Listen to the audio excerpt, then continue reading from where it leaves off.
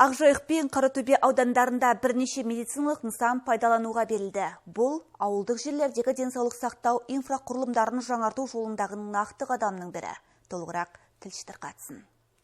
Қаратөбе ауданының Қоскөл ауылындағы дәрігерлік амбулатория қайта жаңғыртылды. Ғимаратпен қатар ішіндегі құрал жабдықтарды жаңарған. Сәйкесінше жергілікті мамандардың сапалы скринингтер жүргізіп, түрлі аурулардың алдын алуына мүмкіндік қарастырылған. Елдің игілігі үшін, елге қызмет жасау үшін бүткіл жағдай жасалып, керемет тамаша ғимаратта енді алдағы уақытта халыққа сапалы медициналық көмек көрсету ұйымдастырамыз. Амбулаторияның күрделі жөндеуден өтуі шалғайдағы ауыл халқы үшін аса маңызды. Тұрғындар бұрынғы мен қазіргінің арасы жер мен көктей дейді. Қуаныштымын әрине. Мұндай ғимараттың ашылып, мұнда халыққа осылай жақсылы жасап жатқандарына.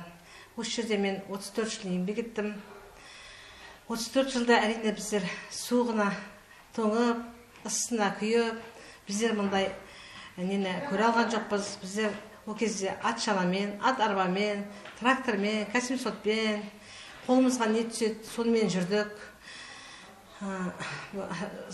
Салқын жерлерде отырдық. Мұндай бізде условия болған жоқ. Ақжайық ауданының Алмалы елді мекенінде кішігірім той ауылда денсаулық сақтауды жаңғырту жобасы аясында бой түзеген дәрігерлік амбулатория пайдалануға берілді. Нысан салтанатты жағдайда ашылып, тұрғындарды облыстық денсаулық сақтау басқармасы мен аудан басшылығы құттықтады. Амбулаторияда қабылдау, емшара, оңалту және физио кабинеттер бар. Ақжайық ауданына осындай нысандар 8 нысан салып жатыр.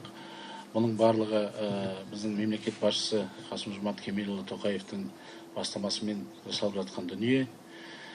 Енді бұндай бұрын соңды болмаған, өздеріңіз көріп тұрғандай зәулім ғимарат салынды. Жаңада аталып өткендей ішінде барлық қажетті жабдықтармен жабдықталған.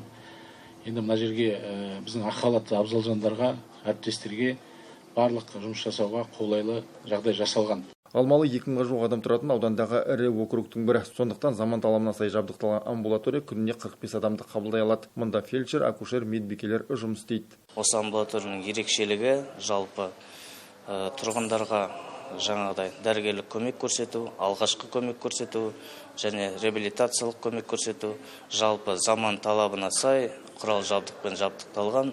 Президентіміздің бастамасымен осы елді мекендерге, ауылдарға сапалы медициналық көмек көрсету мақсатында салынған осы нысан. Жаңабұлақ ауылы тұрғындар үшін де қуанышты жағдай. Мұнда жаңа фельдшерлік, акушерлік пункт халықтың игілігіне берілді. Нысанның құрылысына 204 миллион теңге жұмсалған. Әрі сапалы ем-дом көрсетуге қажет құрал-саймандармен толық жарақтанған. Айта кету керек, облыс бойынша ауылдық жерлердегі медициналық мекемелерді жаңартуға маңыз беріліп отыр. Батыс Қазақстан облысында 50 нысанның құрылысы қарастырылған. Барлығы 10 нысан қалды. Қазіргі таңда 10 нысанның 9-ның құрылысы аяқтала келді. Осы жұманың аяғына дейін барлығын тапсырамыз. Тек бір ғана нысан, ол бізде осы айдың аяғына қарай тапсырылатын болады. Бүгінде елімізде ауылдық елді мекендердегі медициналық инфрақұрылымды жаңарту арқылы тұрғындардың денсаулығын жақсарту басым бағытқа айналған. Рауан Дәлей, Асланбек Саламатов, Нұрдәулет Ғалымов, Әлихан Есқазиев, Ақжайық ақпарат.